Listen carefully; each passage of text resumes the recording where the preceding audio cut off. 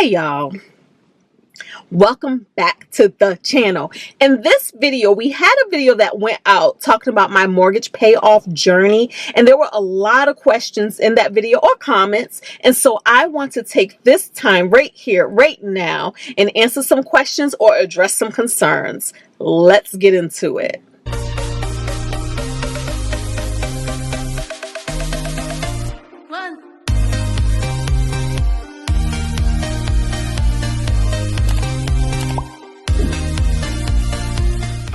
Now, these questions are in no particular order. I just kind of jot them down on my favorite thing, sticky note, and we're going to talk about it. There is another question that popped up that I took a screenshot of. It's on my computer back home, so we might have to blurb that in after we get home because I don't remember what that question was or where that question was, blah, blah, blah, blah, blah. But clearly it moved my soul, so I decided to make note of it. But in the meantime, y'all, the first statement is this, and I'm paraphrasing. I am, because like I said, I wrote it down. I don't even have screenshots. So I wrote down, number one, somebody said, I remember the eviction videos.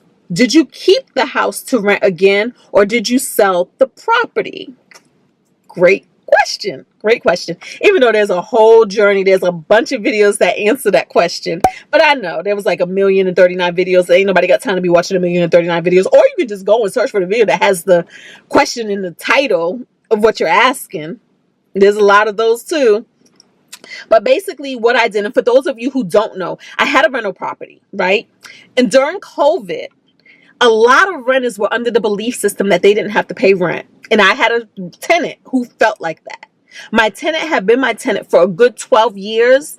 And before COVID, I never had any issues with her. She always paid her rent. She was a Section 8 tenant and she had a portion of the rent to pay, but she always paid her portion of the rent. During COVID, Section 8 decided to do a reevaluation. And when they did the reevaluation, now, mind you, okay, before they did the reevaluation, she wasn't paying rent. She stopped paying her portion of the rent. I let it slide because at that point, her portion of the rent was like about $200. I let it slide, even though I would still contact her, where's your money, where's your money? And she would have reasons, but I wasn't as aggressive about it because I was like, you know what? I'm still getting the majority of the money from Section 8. But when Section 8 did the reevaluation, they decided that her portion actually increased because she was actually doing better than she was doing previously. And they increased her portion to $500 and some change. When they did that, it became that when she wasn't paying her $5 something, I had to start going into my pocket to make the mortgage payment, right? Not fair to anybody. And again, as I'm reaching out to her, she had excuse after excuse. And then finally, she ain't paying it. She's not paying it. And so we went forward. I went forward when the courts opened back up to start the eviction process. But she had lived in my home. Oh, and then Section 8 actually kicked her off of the program altogether. And when they did that, that meant I wasn't getting anything. And I was still having to pay the mortgage though. So when that happened, there was nothing I could really do because, again, there was a moratorium on evictions. They weren't doing evictions. The courts were closed. And when they finally opened up, I was able to get her out of my house. But even at that point, she had lived in my house for, was it 18 months? I think it was 18 months. Look, it had happened so long ago. Y'all gonna have to remind me of the details.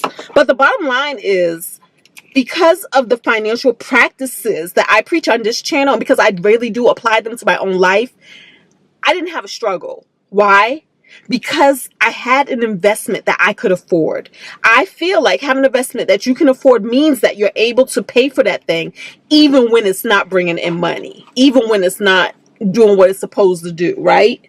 Because I saved up money, it meant that I was able to weather the storm in that time of lean, okay? So what did I do? Once she was out, y'all know the story. She damaged the house with over $200,000 worth of damages. Luckily, I was properly insured, and so the insurance picked up probably 98% of that bill, okay? We got the house back together. It took a good, was it a year or 2 years? It took about a good year. It could have been, it took a long time. It took a long time, at least a year, to get that house back together. And once I got that house back together, I put that house on the market and I sold that baby. Will I ever rent again? I would. I would rent again under the right circumstances. Am I looking to rent again? Absolutely not. Honestly, I'm not really looking to do anything again. I want my time. I value living a soft life doing nothing. I want to do less and less and less and less and less. And the only thing I really want to do are the things I'm passionate about. Really. Really. So that's what it is. But again, under the right conditions, the right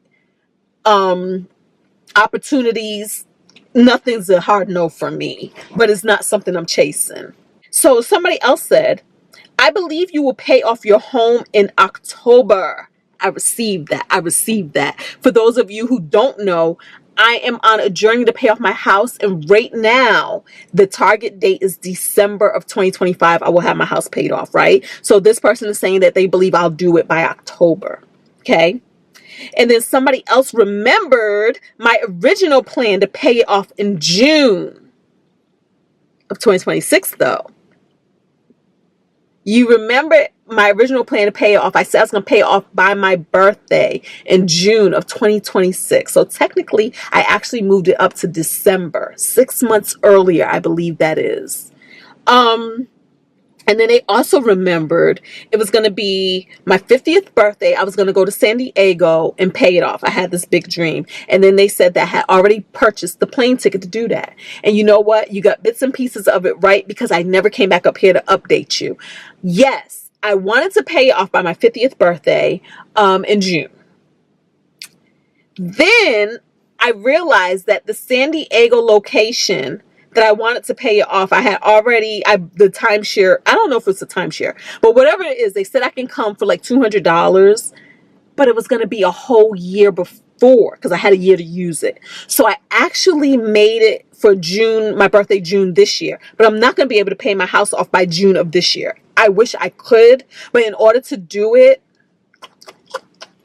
I would need, I could do it. I was about to make up a lie, y'all. I was about to say I would need a miracle. It's not true. I don't need a miracle. In order to do it, I have to tap into way more of my savings than I want to. I don't want to do that. I don't want to do that. So unless some windfall of money comes in from somewhere, I'm not going to be able to make the June date. And I don't believe in stressing myself up. I don't believe in stressing myself out just to meet a goal that I made up in my head. But you are correct. I already purchased the thing to go in San Diego. So we're going to San Diego for my birthday, but we're not going to pay off the house. Then we're going to wait till December to pay off the house. And I say we, I really mean me, but I'm going to wait till December to pay off the house. And that's what's happening with that. But if I can pay it off by October, I receive that, because paying it off anytime earlier is nothing but a blessing. It means that I have way more abundance than I plan on having. I received that. I received that. If I can get it done by June, I receive that even more. Okay? Somebody said, you look so happy and have a glow. Thank you, boo. Check out the eye in the sky, because I talked about why I'm so happy these days. Right there. Or is it right there? Eye in the sky. The next question, or the next statement. You got this, sis. At least you have your life partner's income to help. Woo, Lordness. To address that, I do have a life partner, Jay. But this is not his goal. Paying off the house is my goal alone. I think maybe that might have been the blurb I put up. I think somebody might have said something about, so you saying he lived with you for free or something. Something they said. No, that's not the case. Jay and I said we're going to sit down and we're going to do a video about how we do finances. But basically we split things in half, right? My mortgage is $1,536. Half of $1,536 is not going to pay off a house. It's not. I had my home long before I met Jay. I started my home payoff journey long before Jay and I started dating. Okay. And I say that to say he is not getting credit for this victory. He's not. He's not. And it's funny because I think that people think that like when you're in a relationship, like we have to coddle and baby each other, and we have to give people a lot of affirmations and a lot of, oh, thank you and all this and all that. But honestly, give me my credit. Give me my props where my props are due. I bought that house and it was about almost $600,000, me purchasing it. Half of $1,536 does not equal $600,000 plus interest. Because we all know you buy it for one thing, but what you end up paying at the end of the day is way more than what you purchased it for. When you add interest, when you add taxes, when you add insurance, when you add repairs, when you add upgrades, when you add all of those things. So no, I don't have my life partner's income to help. He does pay half of the mortgage. But like I said, half of the mortgage does not equal what I have put into this baby. And then also I say, I don't have my partner's income to help. Not because he's not willing to help, but remember, we have two different journeys we're on. He has his own financial goals over there, and I have mine over here. Right now, mine is to pay off my house. I'm not going to put that big goal off on somebody else. Okay. That's not his goal. That's my goal. The house is in my name. Okay. It's my property. So yeah. So I would say, no, it's not. At least I have my life partner's income to help. And I also want to say, I just feel like as women, the world has a way of telling you you should give your power to somebody else. Or telling you, subliminally telling you, giving you the message that there's things that you can't do by yourself, that you need somebody's help with. But you know what? There's a lot of things that you really can do by yourself. And it's okay. And you can do it by yourself while still having a life partner who has his own goals and doing their own thing by themselves. And at the end of the day, you guys can come together, and guess what? Life is still going to be greater for the two of you. Even if one of you decided to do one thing versus somebody else deciding to do something different. At the end of the day, it's all okay, and we're all gonna be better for it. Because when this mortgage is paid off, guess what? He ain't gonna pay half of $1,536 anymore. That plate is clean for both of us. But I'm enjoying this journey. And yeah, that's what that is. So hope that made sense. And if it don't, I'm sure y'all gonna tell me down there in the comments, and we can come back up here and talk about it again. And we can come back up here and talk about it with Jay, because I do want him and I to sit down and talk about how we handle finances as a couple. Okay? Somebody says countdown begins. I would love to hear your plans on retirement. Do you plan on staying in this house forever or sell for something smaller? All right, so my plans for retirement, I do believe that having a paid off home should be anybody's plan in retirement. We should not be in our retirement days having to pay a mortgage, okay? So that's step one, paid off home. Now, once a home is paid off, do you have to stay in that home? Absolutely not. Because obviously, as we age, sometimes the house that we have may not be as conducive to who we are physically as it is now, right? My house has has like 3 levels, right? The basement to the first floor, to the second floor, to the third. Yeah, 3 levels. And I barely want to climb them steps now. So it's definitely not going to be my forever home. But it is base camp right now. And that's what I think of it as, Jay and I, because what we really want to do is travel the world. But we decided that the house is so low maintenance and so inexpensive, meaning that I can rent out a room or 2 and it will pay all of the house bills, that we're going to keep it for as our base camp for now. And then when it comes time to do something different, we'll know in our soul when that time pops up. We will then make that decision. But for now, I don't plan on selling the house. I think I talked to you guys before about my plan to turn some rooms into flight pad rooms for flight attendants and pilots.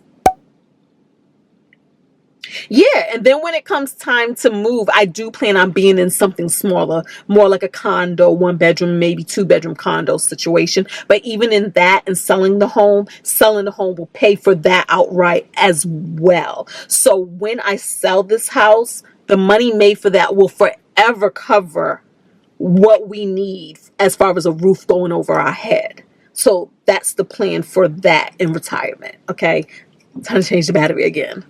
And with that being said, somebody asked me about the flight pad business. They had said, let me jump. They had said, in one of your videos, you mentioned there was a possibility of renting rooms to pilots and flight attendants. Is there a site specifically for posting rentals in this sector? And honestly, I haven't been working towards this lately. And I had the information at one point, and it's somewhere, maybe on a sticky note. And I think for this video I was going to look it up, but clearly I didn't get a chance to. But honestly, there isn't an official place. You can put into Google like flight attendant crash pads. Put that in Google.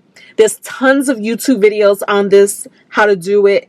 There's tons of places and resources that will tell you like different Facebook groups where you can post advertisements to advertise your space.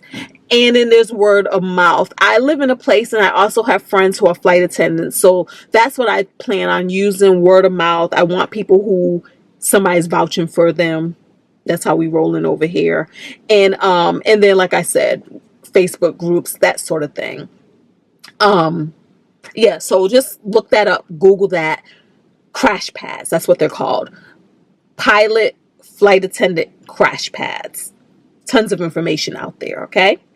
All right, let's go to this comment. This comment says, all right, there were a lot of comments actually mentioning recasting versus refinancing their mortgage and how that has helped them tremendously with the journey. Now, if you don't know what this powerful option is, recasting, it is absolutely amazing. Most people think about refinancing a home as being their only option to lower a payment on your mortgage, but no. Check out recasting. You can recast your loan. And what that means is that you've either already paid down your mortgage a lot, or you've made a lump sum. Now, different banks are going to have a different amount. The lump sum could be somewhere, and the lump sum doesn't have to be all at once. It could be like in a period of 3 months or so. Again, check with your bank. But you made a lump sum of $10,000 to $50,000, right? And what that means is that you brought the principal of your house down enough that what you're asking the bank to do is not refinance it. You don't want to do that. You want to keep your same terms, your same interest rate, your same, those things. But you want to just recast it and say, now that my principal was once this, it's now this. Let's relook at what my payment could be if I got this loan today. And they will recast it and they'll give you a different payment that you can pay on your home. Now, again, for anybody with a payoff journey, we know that what we like to do is just get that lower amount. But strategically, we're still going to use the old amount toward principal only, right? But the other thing that this helps with is if you ever do find yourself in a bind where your mortgage could have been, let's say, $2,000, and then you recast it and they say, okay, you can pay $1,700. In a bind, a $1,700 mortgage payment is way better than having to pay a $2,000 mortgage payment. So that's what recasting is. I have a video out about it. So check the video out where, as Fab family member, she gonna be a millionaire, has said, I break it down in layman's terms. All right. So then the next one comes from Angela East, said, I absolutely love to watch people accomplish big, audacious goals. I just want to say that. Thank you, Angela. Big, audacious goals. Oh my goodness, y'all. Do y'all have any big, audacious goals in y'all lives? If y'all don't, y'all have to get some. Talk to me down there in the comments. What is your big, audacious goal? If you don't have one, just think about it. Take a second or 5 and think about it. And then come back and write in the comments, your big audacious goal. And yes, my big audacious goal is to pay this house off by December or sooner. Another question: how much is your house worth now? So I went to my best friend Zillow. Zillow says my house is worth $1,001,100. Isn't that a cute number? $1,001,100. That's what my house is worth now. Since I'm in fierce editing mode, I decided to pull it up today as the day that I'm editing versus recording. And look, it actually increased. A lot of people try to say, or they say, Zillow isn't an accurate estimate. But is anything an accurate estimate? The only thing that's going to be an accurate estimate, honestly, is getting that sales contract in your hand. That's what's going to be accurate. But in the meantime, this is what Zillow says. And then Zillow even has a cute price breakdown. I don't even have, obviously, I didn't draw it on a sticky note. But they have a price breakdown that if you sell your home for this amount, this is how it breaks out. Maybe we'll voice over this. This is how it breaks out. This is how much will go to the agents. This is how much will go to taxes. This is how much will go to blah, blah, blah, blah, blah. And this is how much you'll have left over. Okay. So Zillow tells you that. But guess what, y'all? When I did sell that rental property that we talked about earlier, at the time when I was doing my net worth updates, my rental property said you have about $6,000 in equity in this property, according to Zillow.com. $6,000. When I went to sell that home, I got over $100,000 in profit from that home. So you're right. Zillow isn't always an accurate estimate. As far as I'm concerned, this is lowballing me. This is a lowball because that was way low, $6,000 to over $100,000, according to Zillow. $100,000 in my bank account, real live cash money, over. You choose what you choose to believe, okay? You can either choose to believe that something is overinflating things for you and it's never going to be that good, or you can choose to believe that something is underestimating you and your value, your worth, and it's better than what the evaluation says. You can choose to believe that. I've always have, and my life has always been better than what anybody has valued it or me as. Period, point blank. Okay, and then the last comment I have written down right here, because I do believe I addressed that other thing. I believe that's what it was. I believe it was something about, I know you ain't got this man living with you for free, rent free. So the last comment is this. Somebody says, paying off a mortgage is nice, but you still have taxes, insurance, water, etc. Those bills aren't going anywhere. They'll be there waiting for you. No, they won't be there waiting for you because they ain't stopped. We pay this stuff now, baby. We pay these things now. Just because I pay off my house, what do you think? Didn't I stop paying a water bill? No, I pay a water bill now. I pay my taxes now. I pay my insurance now. I already said I separated escrow. So that part's already done. I pay my insurance now. I pay all of the bills now. But guess what? We get to get the heavy lifting out of the way. The heavy lifting is that mortgage payment. The mortgage payment and rent is usually the biggest bills that any of us will ever have, will always have. But if we can get that out the way, every single time I get paid, one thing will be for sure. None of that money has to go toward paying a mortgage. None of it. None of it. So yeah, I don't know if that comment was supposed to have been a wake-up call, but y'all, we grown over here. We've been being adults. We've been paying bills.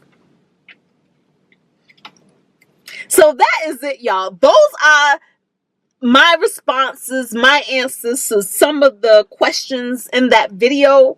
Thank y'all for being here. Thank y'all for leaving comments, for giving me something to make a video about. I hope I didn't offend anybody. It's never my intention. We just like to keep it all the way real, and I just like to talk to y'all in a matter of fact, sister girl way. We're family, and I really appreciate y'all for giving me the opportunity to clear some things and which is, up. I think, very close-minded. All right. So yeah. So thank y'all so much. And until the next video, please thumbs up. Please subscribe if you're not subscribed. And talk to me down there in the comments to give me some more inspiration for what we can talk about next. All right. All right. See y'all in the next video where I'm going to be looking just like this because we batch recording. Because I decided I just like the light better in my car. I'm trying to get that office to act right, but it ain't acting right. Clearly the office is not facing good sun. It's just not. But I love working in there. I do. All right.